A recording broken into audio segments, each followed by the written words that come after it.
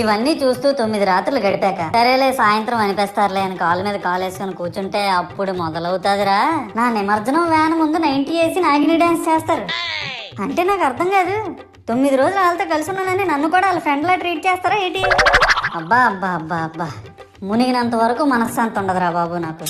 అంటే ఆ మాత్రం హడావడి లేకపోతే నీ గొప్పతనం 10 మందికి ఎలా తెలుసు స్వామి? ఇవన్నీ నీకు గొప్పలాగా ఉన్నాయారా? ఇప్పుడు 100-200 అడుగులు నా విగ్రహాన్ని తయారు చేస్తారు. నేను స్టడీగా నించుంటున్నాను కాబట్టి నాతో సెల్ఫీలు దిగుతున్నారు. అదే నేను రింగ్ రోడ్ లో నడిచాను అనుకో, పరిస్థితి ఏట్రా?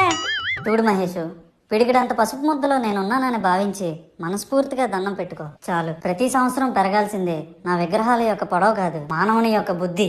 నన్ను నమ్మి ముందడుగేయు, నిన్ను నమ్మిన వారిని వెనకడుగేయకుండా చూడు. జై బోలో గణేష్ మహారాజ్ కి జై. సర్లే గాని ముందు మాస్క్ వేసుకో. నా భక్తులు 50 మందికి విజ్ఞప్తి, ఈ వీడియో కనుక నచ్చినట్టు